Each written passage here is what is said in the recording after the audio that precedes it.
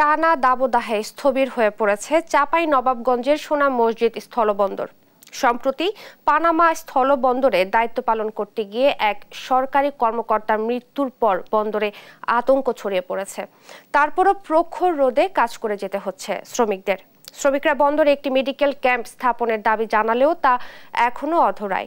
এদিকে বন্দর পরিচালনাকারী প্রতিষ্ঠানের দাবি, শ্রমিকদের প্রাথমিক চিকিৎসায় নিয়োগ করা হয়েছে একজন পল্লী চিকিৎসক। সহকর্মী তারেক রহমানের পাঠানো তথ্যচিত্রে টুম্পা আফরোজের রিপোর্ট। দেশব্যাপী তীব্র দাবদাহে ব্যাহত হচ্ছে স্বাভাবিক জনজীবন। সর্বোচ্চ তাপমাত্রা 40 থেকে 42 ডিগ্রিতে পৌঁছেছে। কিন্তু সংসারের ঘানি টানতে বাধ্য হয়ে এমন মগজ গলা রোদেও সোনা মসজিদ স্থলবন্দরে কাজ করছে প্রায় ১৫০০ শ্রমিক। প্রতিদিন ভোর থেকে সন্ধ্যা পর্যন্ত প্রখর রোদে কাজ করে অসুস্থ হয়ে পড়েছে অনেক শ্রমিক। ২৫শে এপ্রিল স্থলবন্দরে হিটস্ট্রোকে রুহুল আমিন নামে এক ট্রাফিক পরিদর্শকের মৃত্যু হয়েছে। এরপর থেকে পুরো বন্দর জুড়ে ছড়িয়ে পড়েছে আতঙ্ক।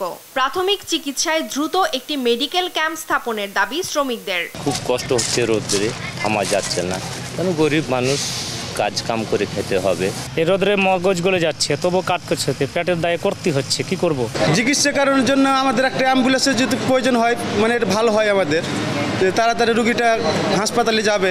তীব্র গরমে হাজারো শ্রমিকের জীবন রক্ষায় ব্যবসায়ীদের আরো মানবিক হওয়ার আবেদন শ্রমিক নেতাদের। যারা গুদামে এই রোদ্রে তাপের ভিতরে কাজ করে, আমরা ইম্পোর্টারকে বলে দিই যে এদেরকে কাজ করাতে হলে এদেরকে ঠান্ডা পানি, স্লাইন, যাতে যারা সুস্থ থাকে এই ধরনের ক্ষীরা, এই ধরনের জিনিসগুলো খাইয়ে তাদেরকে কাজ করাই নিতে হবে। এই তীব্র গরমের মধ্যে আমরা কখনোই তাদের উপর চাপ সৃষ্টি করতে চাই না, যে বাধ্যকতা করতে চাই না যে এখনই কাজটা তোমাকে করতে হবে। আমরা আবেদন করেছি একটা হসপিটাল এবং একটা অ্যাম্বুলেন্সে, এটা শীঘ্রই হয়ে যাবে।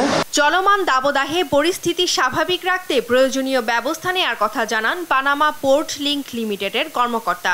আমরা তাদের জন্য পর্যাপ্ত পরিমাণ স্যালাইনের ব্যবস্থা করেছি, সুপেয় পানির ব্যবস্থা করেছি এবং মাঝে মাঝেই মাইকিং করছে যাতে তারা প্রয়োজন ছাড়া রোদে না যায়, চলাফেরা না করে। আমাদের একজন গ্রাম্য ডাক্তার বন্দরে আছেন, সে সার্বক্ষণিক অফিসে অবস্থান করছেন এবং আমাদের লোকজন তদারকি করছে যাতে মানুষ কোনো সমস্যা না হয়। দেশের অর্থনীতি সচল রাখা বন্দরের হাজারো শ্রমিকের জীবন রক্ষায় দ্রুত সরকারিভাবে উদ্যোগ নেয়ার দাবি সংশ্লিষ্টদের।